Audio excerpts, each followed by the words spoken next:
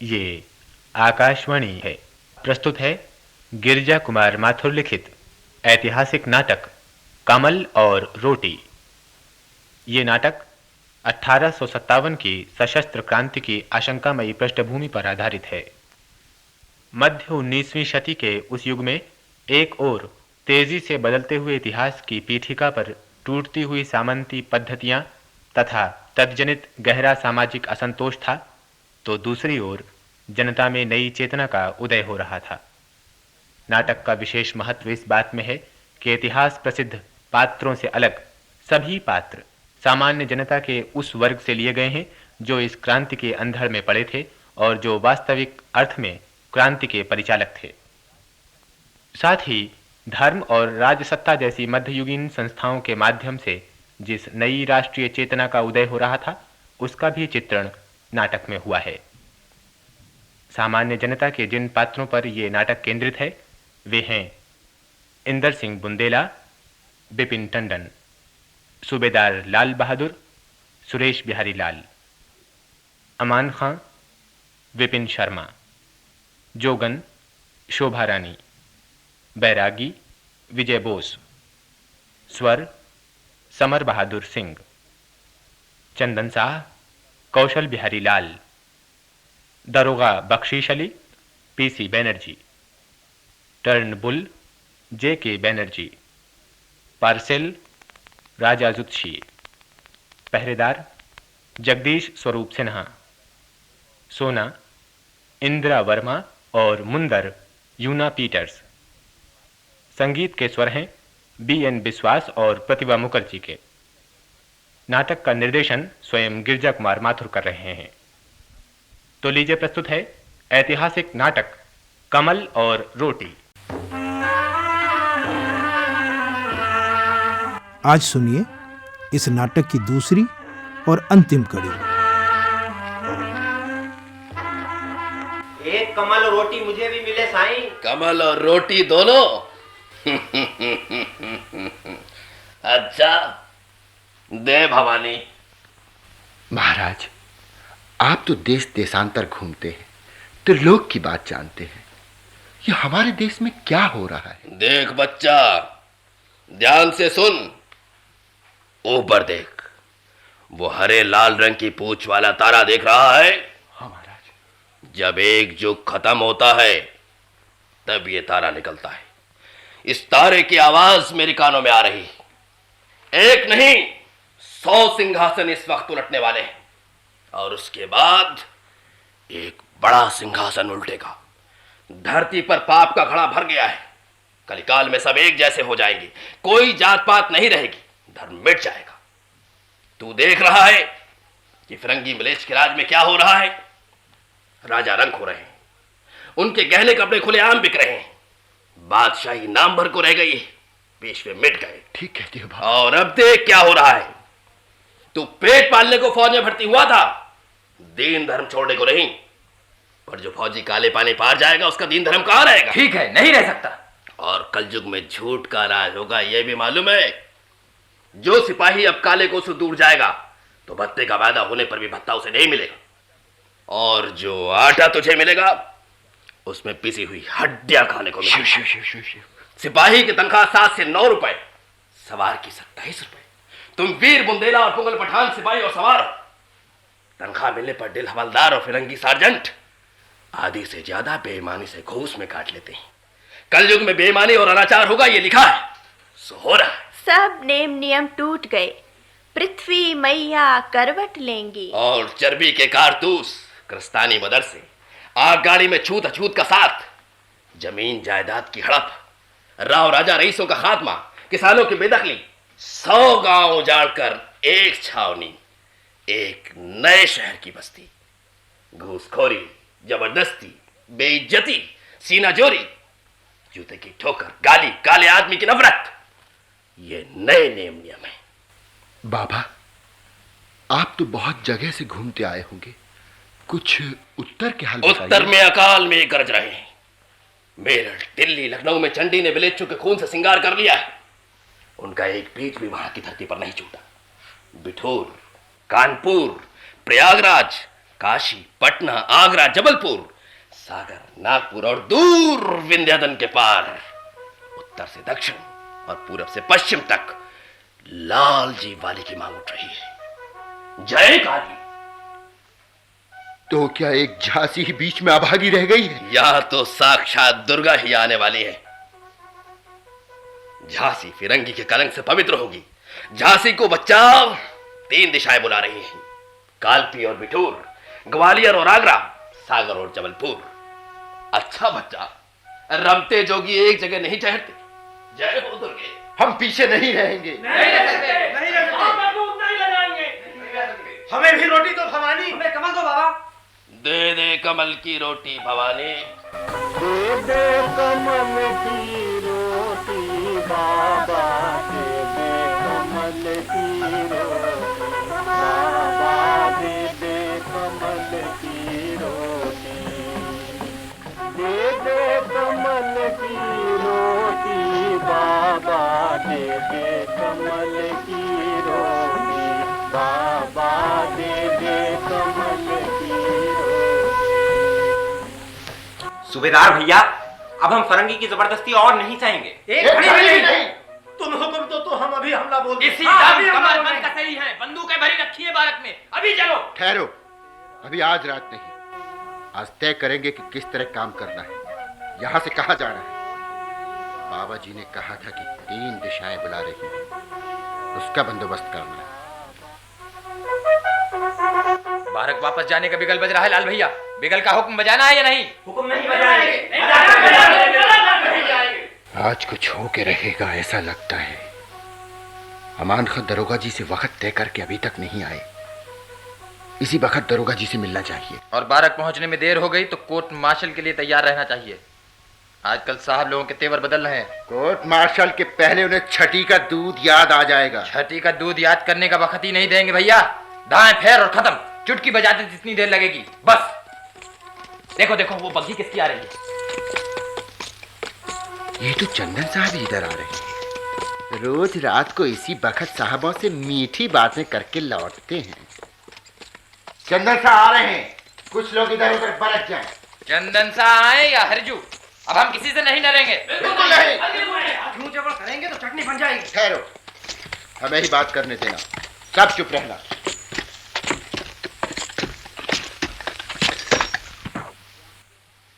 राम जोहार शाह जी। खुश रहो, तरक्की हो, ओहदा बढ़े।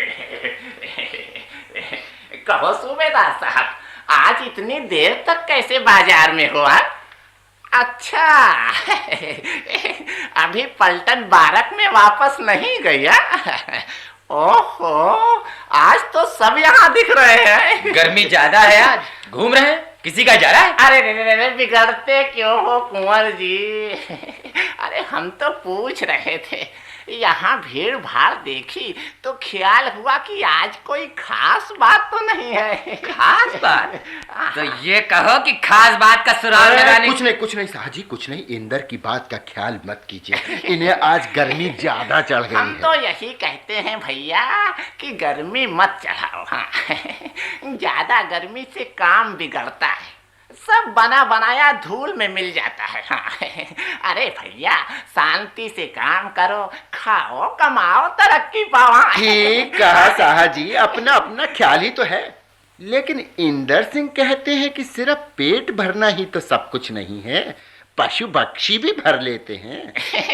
अब ज्ञान ध्यान की बातें हमसे मत करो भैया। हाँ, हमें भी सब मालूम है जो पलटनों में हो रहा है। हाँ, पर हम तो कहते हैं कि भैया पलटन का काम हिफाजत करना है, बदमनी रोकना। नहीं, नहीं तो इतने बड़े बड़े कारोबार व्यापार सब ठप ना हो जाएंगे। लोगों को खाने तक को नहीं मिलेगा भैया। ज्ञान ध्यान की बातें शाह जी हम सिखा रहे हैं या आप? शाह जी की आंख तो कारोबार व्यापार पर ही है सूबेदार भैया। अच्छा खैर, छोड़ो। हाँ, क्या नई खबर है सो बताओ। नहीं, हम तो दिन भर कारोबार में लगे रहते हैं, एक घड़ी की मोहलत नहीं मिलती भैया। हाँ, तुम लोगों के पास नई नई खबरें आती रहती हैं, सुना अभी कोई चौकी चौकन यहाँ आए थे। नहीं नहीं आए थे और चले भी गए। वो अमान कहाँ गए? अब जल्दी साजी को यहाँ से हटाओ। साजी, आपको आज देर नहीं हो रही है? रात इतनी हो गई, 9 बजे होंगे। शहर का रास्ता जरा सुनसान रहता है। अरे हाँ, वो तो भूल ही गया। अच्छा चलो भैया इंदर जी, गुस्सा मत होना, हम तो ऐसे ही कह देते हैं। नहीं देखो, ख्याल रखना हमारा, अपना ही समझना। एक आध दिन दुकान पर पधारो ना, जरा गोटगी रहे। अच्छा अच्छा अच्छा अच्छा अच्छा, चलो सही सा। अय्या ठहरो ठहरो, कंटूमेंट से एक हाथ संतरी साथ में ले लूं, ये अच्छा रहेगा। अरे अमान खां दरोगा जी भी चले आ रहे हैं। अच्छा, आज तो बाजार में अच्छा खासा दरबार इकट्ठा हो रहा है। डरो नहीं साजी, आपका कुछ नुकसान नहीं होगा। कोई जरूरत पड़े तो बताना, भूलना मत, सब अपना ही समझना। जासूसी करने आया था और फिर कंटोनमेंट वापस चला गया। भाई साहजी से क्यों नाराज होते हो? उनका तो बहुत कुछ दांव पर लगा है, दोनों तरफ का ख्याल करना पड़ता है। राम राम दरोगा साहब। सलाम भैया, कहो सब ठीक चल रहा है ना? कैसे याद फरमाया? बहुत जरूरी बातें हैं दरोगा साहब, सलाह लेना है। जरा यहाँ से कहीं दूसरी जगह चले। अमान का भाई से तो मैंने यही कहा था कि वक्त तो जगह तय कर लें तो हम ही आ जाएं। मैंने अर्ज किया था दरोगा जी से कि बात बहुत भारी है, आपसे बेहतर सलाहकार और कोई नहीं हो सकता, इसलिए आप मेहरबानी करके खुद इस वक्त चले आए हैं। दरोगा जी, आप तो जानते ही हैं कि आजकल क्या हो रहा है। मेरठ, दिल्ली और लखनऊ से रोज खबरें आ रही हैं। आज बादशाह का फरमान भी दिल्ली से आया है। उधर पेशवे नाना साहब की भी कुछ खबरें हैं। फौजी सिपाही एकदम भरे बैठे हैं। बारूद में एक छोटी सी चिंगारी पड़ने की देर है। ऐसे में हमें किस तरह आगे बढ़ना चाहिए? तो जरा एक तरफ चलिए। मेरा भी कलेजा अंग्रेजों का जुल्म देखकर चाक हो चुका है। मैंने बड़ी तनदेही और फर्माबरदारी से इनका काम अंजाम दिया, पर हमेशा बेइज्जती ही हाथ आई। हमने महाराज गंगाधर राव की भी खिदमत की और भाई साहब की भी, पर ऐसा कभी नहीं भुगता था। महाराज भी बड़े सख्त थे, पर दीन धर्म की इज्जत करते थे। आदमी की जिंदगी में 4 ही बड़ी चीजें होती है सूबेदार साहब। पहला धर्म, दूसरे इज्जत आबरू, तीसरे जिंदगी की गुजर बसर और चौथे जमीन जायदाद। फरंगी के हाथ वो एक भी नहीं बचा। हमें तो हुक्म दीजिए आप जल्दी से। बस इसी की देर है। दिल्ली मेरठ वाले सभी लोग ये सोच रहे हैं कि झांसी वाले बुज़दिल हैं, वरना अब तक साथ क्यों नहीं दिया? ठीक सोचते हैं, हम पीछे क्यों रहे? एक ही बार में ये मुट्ठी भर लोग उठाए जा सकते हैं और फरंगी का तख्त उल्टा जा सकता है। पर सोचना यह है कि उसके बाद हमें क्या करना चाहिए। मैं तो समझता हूँ बाई साहब की खिदमत में सारी फौज चली जाए, वे झांसी की बागडोर संभाल लें, अंग्रेजों को सारे इलाके से निकाल बाहर। बिल्कुल दुरुस्त है। बिना बाई साहब की राय के आगे का नक्शा नहीं बनता। उसके बाद तो एक तरफ कालपी बिठूर से और दूसरी तरफ आगरे की फौजों से मिला जा सकता है। तो क्या कुछ करने के बाद भाई साहब से अर्ज किया जाए? मेरी बहन सोना उनकी खिदमत में है, हथियार चलाने में माहिर है। मैं फौरन उसे सब बताकर भाई साहब के पास भेज दूंगा। बाद में दरोगा जी किसी वक्त चले जाए। गोरे आ रहे हैं लाल भैया, हम लोगों की खबर शायद उन्हें लग गई। चंदन साहब कंटोनमेंट वापस गए थे ना? हाँ, लेफ्टिनेंट ट्रम्बल हैं, परसेल साहब और टेलर साहब भी हैं। दरोगा जी को एक तरफ हो जाना चाहिए, वरना शक हो जाएगा। शक तो पूरा हो चुका होगा, बल्कि यूं कहो कि खबर भी पहुंच गई होगी। न मजा चखाया चंदन साहब को तो इंदर सिंह बुंदेला नाम नहीं।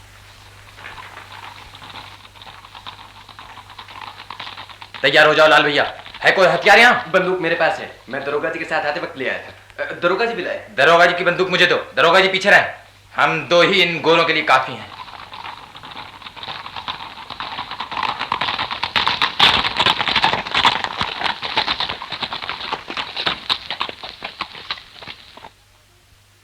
सूबेदार लाल बहादुर किधर आए? सलाम ट्रम्बल साहब। सल्यूट नहीं बोलता काला आदमी। गोली से उड़ा देगा। एकदम सारा पलटन जो इधर आए, एडवांस फायरिंग करना मांगता। खबरदार जो कल आदमी फिर कहा। Arrest him. मार्शल, बंदूक नीचे रखो। इंदर सिंह, 1 2। बंदूक नीचे नहीं हो सकती, समझे? है कि नहीं? बंदूक नीचे रखो। जो कुछ तुम्हें कहना है हम सिखाओ। ये सब क्या तमाशा है? तमाशा बोलता है। इधर तुम सब इतनी देर तक काहे के वास्ते था? तुम खुबिया क्या क्या बात करता था? क्या बात करता था? हमको सब पता है। तुम इधर म्यूट नहीं करना चाहता। ये सही, हम टॉप से उड़ा देगा। देखिए लेफ्टिनेंट साहब, हम ये आपकी गाली गुफ्तार बरसों से सुनते आ रहे हैं। अब तक साहब पर अब नहीं सहेंगे, समझे? जवान संभाल कर ठीक ठीक बात करिए, वरना खैर नहीं होगी। तुम आंख दिखाता, तुम्हारा आंख निकल जाएगा। आंख निकालने वाले की आंखें निकल जाएगी, समझे? यू, तुम भी शामिल है। तुम लोगों को किसने भड़काया है? ऐसे किसने भड़काया है? हमने सुना इधर एक जोगन, एक मेंडिकेंट आया था। हमने उसे पकड़वा बुलाया है।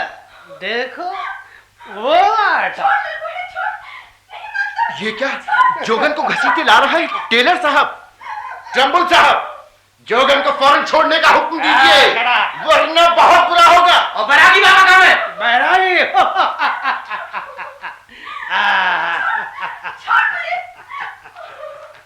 अब बैरागी मेंडिकेंट जब नहीं आया, मारपीट किया, तो हमने उसको शूट कर दिया। क्या?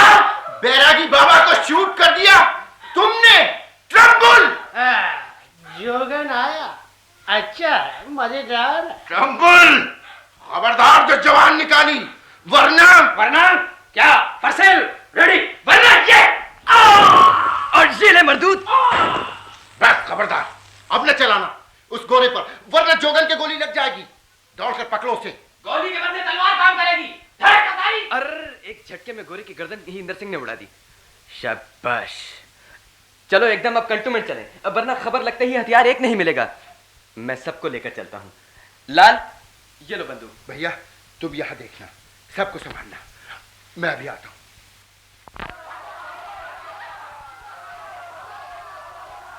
चलो भवानी, कहीं चोट तो नहीं लगी? चोट क्या कहूँ, पहले ही लग चुकी है। जोगन बहन, ये क्या हो गया? मुझे तुम अपने बिन्नों के पास तुरंत पहुंचा दो भैया। अभी ले चलता हूँ। इंदर सिंह, तुम साथ चलो, दरोगा जी भी चले। हाँ चलो, अभी फैसला होना है।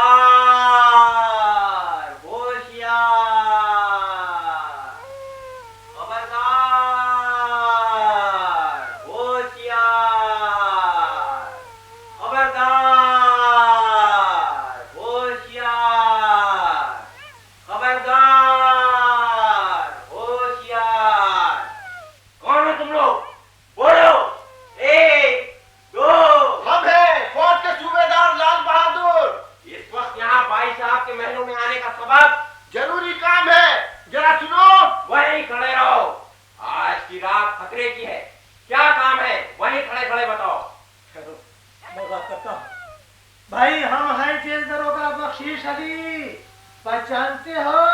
हाँ पहचान गया।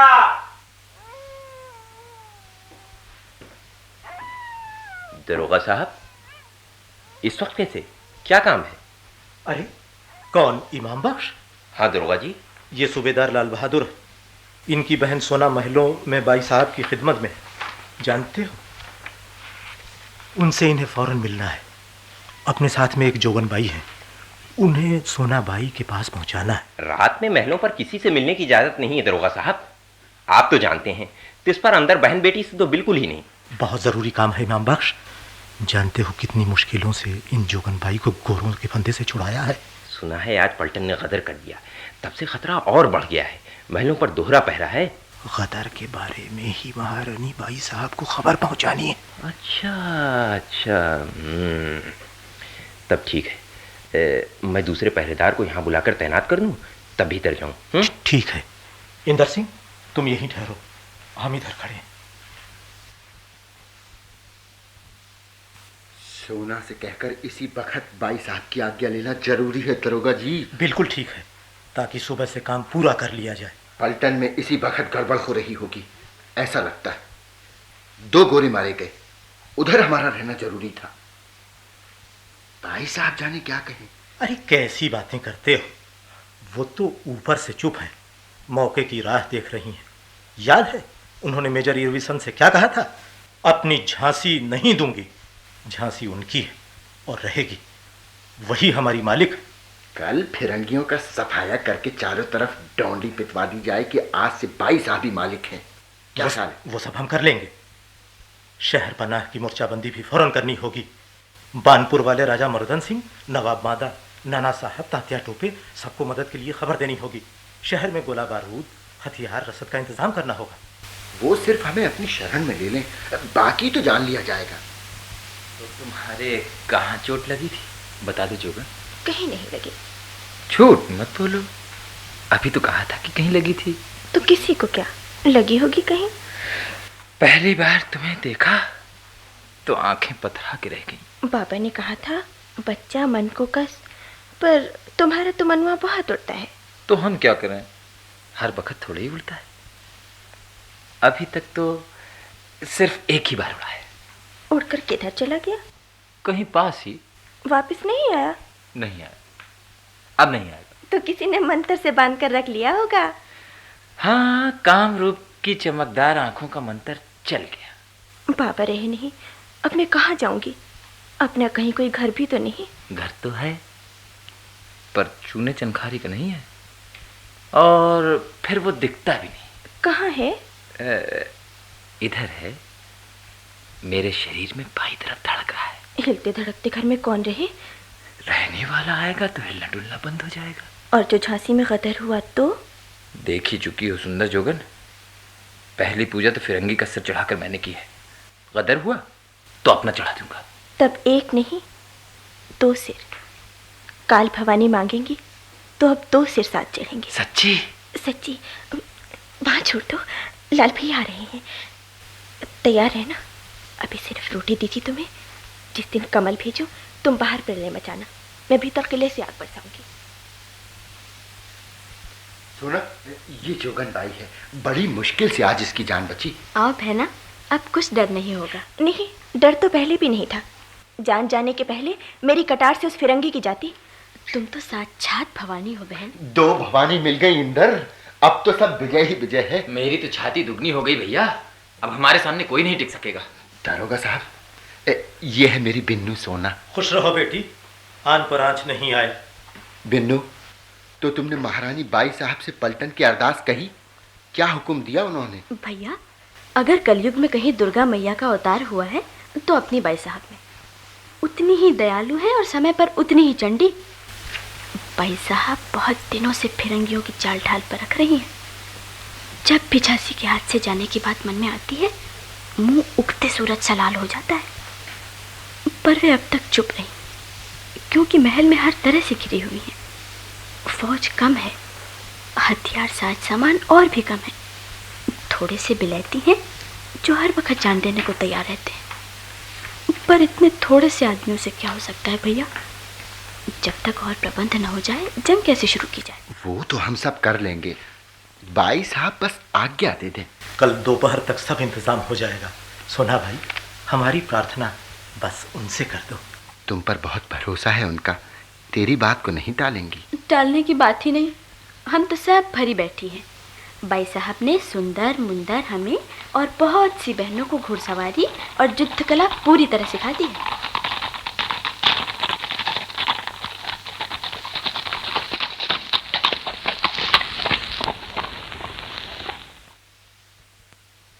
लाल भैया जल्दी चलिए, हमारी पलटन ने वहां के आधे से ज्यादा फरंगी खत्म कर दिए। गोला बारूद तोपों पर कब्जा कर लिया है। जो बचे कुछ फरंगी थे वे भागकर भाई साहब के पास आए हैं गले में शरण लेने को। ये बड़ा अच्छा हुआ, ये बड़ा अच्छा हुआ, सब कुछ हमारे हाथ आ गया।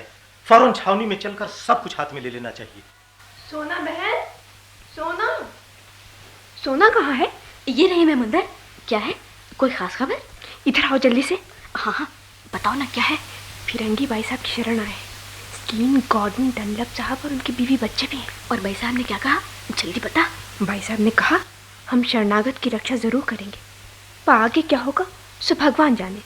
अब तो प्रलय हो रही है, भगवान ही तुम्हारी रक्षा करेगा। उलट गया तख्त।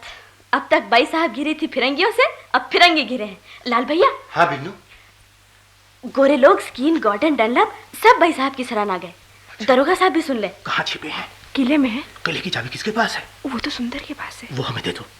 और सुना बहन, गोरों ने भाई साहब से अरदास की है कि वे झांसी की बागडोर संभाल ले और उनकी रक्षा करें। जय हो लक्ष्मी बाई की, आप सब कांटे दूर हो। कांटे अभी चारों तरफ लगे हैं, जब तक एक एक कर सब न उखाड़ फेंके जाए हमें तैयार रहना होगा। कोई फिक्र नहीं, बीन बीन कर कांटे फेंक देंगे। और गोरों के साथ चंदन साहब भी शरण में छिपने आए हैं। चंदन साहब को तो मैं समझ लूंगा। नहीं, चंदन शाह ने जो कुछ किया अपनी जान की बचत के लिए किया। सजा तो उन्हें मिल ही जाएगी, पर उनके भतीजे उत्तम चंद, जो दोनों के बाद सारी जायदाद के मालिक हैं, वे पलटन से मिल गए हैं। अच्छा। रुपया रसद सब देने का वायदा किया है। ये तो बहुत अच्छा हुआ। वे फरंगियों से बहुत बेइज्जत हो चुके हैं, अब नहीं सहेंगे। बस दरोगा जी, हम कंटोनमेंट चलते हैं, सुबह होने वाली है। आप डोंडी पिटवाने का इंतजाम कीजिए।